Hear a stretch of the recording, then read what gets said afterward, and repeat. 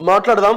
ముందుగా ఈనాడు విషయానికి వద్దాం. ఈనాడులో ఇవాళ కనిపిస్తున్న వార్తల్లో ఫిబ్రవరి 2వ వారంలో బడ్జెట్ సమావేశాలట. ఓట్ ఆన్ అకౌంట్ వైపు సర్కారు మొగ్గు, కులగణన బిల్లు పైన కసరత్తు.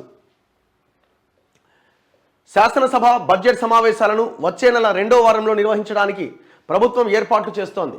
వచ్చే నెల 1వ తేదీన కేంద్ర ప్రభుత్వం బడ్జెట్ ప్రవేశపెట్టబోతున్నది. అందులో పొందుపరిచిన అంశాల ప్రాతిపదికన రాష్ట్ర బడ్జెట్ను ప్రవేశపెట్టాలని యోచిస్తున్నట్టుగా సమాచారం.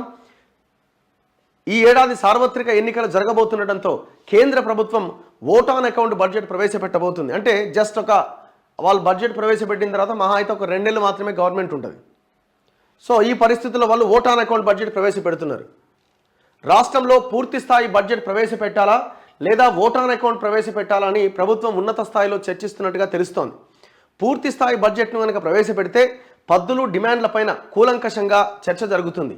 ఇందుకోసం అసెంబ్లీ సమావేశాలు కనీసం 2 వారాలైనా నిర్వహించాల్సి ఉంటుంది. ఒకవేళ ఓట్ ఆన్ అకౌంట్ ప్రవేశపెడితే సమావేశాలు 4 నుంచి 5 రోజులకు మించి ఉండకపోవచ్చని తెలుస్తోంది. లోక్సభ ఎన్నికల షెడ్యూల్ ఫిబ్రవరి 2వ వారం తర్వాత ఎప్పుడైనా విడుదల కావచ్చనే ప్రచారం జరుగుతుండటంతో ఆలోపే రాష్ట్ర బడ్జెట్ సమావేశాలు ముగించాలని ప్రభుత్వం భావిస్తోంది. ఈ దఫా ఓట్ ఆన్ అకౌంట్ బడ్జెట్ను ప్రవేశపెట్టే అవకాశాలు ఎక్కువగా ఉన్నట్లు సమాచారం. వాస్తవ రాబడుల ఆధారంగానే బడ్జెట్ను రూపొందించాలని ఇప్పటికే ముఖ్యమంత్రి రేవంత్ రెడ్డి ఆదేశాలు ఇవ్వడంతో ఉప ముఖ్యమంత్రి ఆర్థిక శాఖ మంత్రి మల్లు భట్టి విక్రమార్క ఆ దిశగా అన్ని శాఖల మంత్రులు ఉన్నతాధికారులతో వరుసగా సమావేశం నిర్వహిస్తున్నారు. సో ప్రధానంగా ఈ బిల్లులో బీసీ కులగణన బిల్లును ప్రవేశపెట్టబోతున్నారట. రాష్ట్రంలో కులగణన పైన ముఖ్యమంత్రి రేవంత్ రెడ్డి ప్రత్యేక దృష్టి సారించారు. వచ్చే బడ్జెట్ సమావేశాల్లోనే దీనికి సంబంధించిన బిల్లు పెట్టాలని సర్కారు యోచిస్తున్నట్టుగా తెలిసింది. 1931లో బ్రిటిష్ ప్రభుత్వం దేశంలో జనగణన చేసినప్పుడు కులాల వారీగా లెక్కలు తీసింది. ఆ తర్వాత మళ్ళీ కులాల వారీగా ఇంతవరకు ఈ దేశంలో బీసీల లెక్క కట్టింది లేదు. 1931 తర్వాత ఇప్పటివరకు బడుగు బలహీన వర్గాల మేలు కోసం దేశవ్యాప్తంగా కులగణన చేయాలని కాంగ్రెస్ పార్టీ డిమాండ్ చేస్తోంది. ఇందులో భాగంగానే రాష్ట్రంలో కులగణన సత్వరంగా చేపట్టాలని సీఎం నిర్ణయించారు. మేనిఫెస్టోలో హామీ ఇచ్చిన మేరకు కులగణన చేసేందుకు ఆయన కృతనిశ్చయంతో ఉండడంతో సంబంధిత బిల్లు పైన ప్రభుత్వం కసరత్తు చేస్తోంది. సో బీహార్లో అక్కడి మొన్నటి ప్రభుత్వం దీనిపైన వాళ్ళు ఇనిషియేట్ తీసుకొని వాళ్ళు రాష్ట్రంలో ఆ రాష్ట్రంలో కులగణన చేపట్టారు. సో ఎవరెవరు ఏ కులాల వారిగా ఎంతమంది లెక్క అనేది తేల్చారు. సో తెలంగాణలో కూడా ఆ ప్రక్రియ మొదలు పెట్టాలన్న ఆలోచన రావడం, ఎందుకంటే రాహుల్ గాంధీ హామీ ఇచ్చారు మొన్నటి ఎలక్షన్స్లో, ఇప్పుడు దాన్ని అమలు చేస్తుండడం నిజంగా అభినందించాల్సిన విషయం. ఇది ఎంతవరకు ముందుకు పడుతుంది మనం ఇప్పుడే మాట్లాడుకుంటే కాదు, వీళ్ళు బిల్లు పెట్టి కంప్లీట్ అయిన తర్వాత అప్పుడు మనం ఓకే చేస్తున్నారు అన్న ఆలోచనకి రావాల్సి ఉంటుంది. సో ఈ బడ్జెట్లో కూడా మనం ప్రధానంగా మాట్లాడుకోవాల్సింది ఏంటంటే ఎడ్యుకేషన్ అండ్ హెల్త్కి ఎక్కువ నిధులు కేటాయించాలి. ఒకవేళ మీరు పూర్తి స్థాయి బడ్జెట్ని కనుక ప్రవేశపెడితే మీరే హామీ ఇచ్చినారు ఖచ్చితంగా 15% తగ్గకుండా ఎడ్యుకేషన్ మీద బడ్జెట్ని ప్రవేశపెడతామని. మీరు దానికి కట్టుబడి ఉండాల్సిన అవసరం ఉన్నది.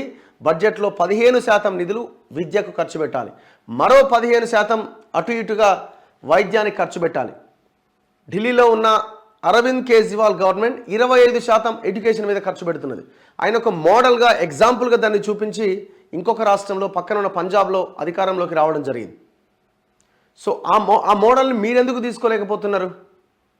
ఎంతసేపు ఇప్పుడున్న గవర్నమెంట్స్ పార్టీ నాయకులు పార్టీలు కూడా ఇదేదో దీర్ఘకాలికమైన ఆలోచన, ఇప్పటికిప్పుడు మనకు ఓట్లు రావు ఈ ఆలోచనతో చూస్తున్నాను. ప్రజలకు ఒక్కసారి వాటి మీద బడ్జెట్ని కేటాయించి స్కూళ్ళని హాస్పిటల్స్ని ఏ సమస్య వచ్చినా ఈ 2 రంగాల్లో వాటిని పరిష్కరించే దిశగా ఆలోచన చేస్తే ప్రజలు ఆటోమేటిక్గా మిమ్మల్ని కూడా దగ్గరికి తీసుకుంటారు. అందుకే మనం ఏం డిమాండ్ చేస్తున్నాం, 30% మినిమం 30% బడ్జెట్ ఈ ఎడ్యుకేషన్ అండ్ హెల్త్ మీద ఖర్చు పెట్టాలి. స్కిల్ డెవలప్మెంట్ సెంటర్ల మీద ఖర్చు పెట్టాలి. ఎంతోమంది నిరుద్యోగ యువత, ఇప్పుడు అందరికీ గవర్నమెంట్ ఉద్యోగాలు ఇవ్వడం సాధ్యం కాదు.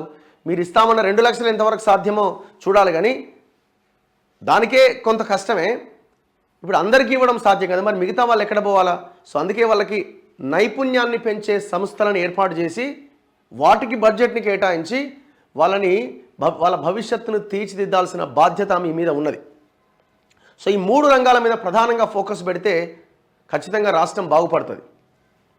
ఇక నాకు ఫ్రీ బస్సు, నా పెన్షను, ఇవన్నీ ఎవరు అడుగుతారు? మీకు ఒక్కొక్క కుటుంబానికి, ఒక 2 పిల్లలున్న కుటుంబానికి 1 లక్ష రూపాయలు మిగులుతాయి. ₹1,00,000 ఎడ్యుకేషన్ మీద మీరు ఖర్చు పెడితే, ప్రభుత్వ విద్య అందిస్తే ఒక ఇయర్కి ₹1,00,000 మిగులుతుంది. ఈ ప్రయత్నం ఎందుకు చేయొద్దు? సో అందుకే దయచేసి ఆలోచించాలి. ఈ బడ్జెట్ ప్రజల బడ్జెట్గా ఉండాలి. అంకెల గారడీతో గత ప్రభుత్వాలు చేసినట్టుగా అసలు 3 లక్షల బడ్జెట్ అంటాడు, దాంట్లో 70-80% మించి ఖర్చు పెట్టాడు.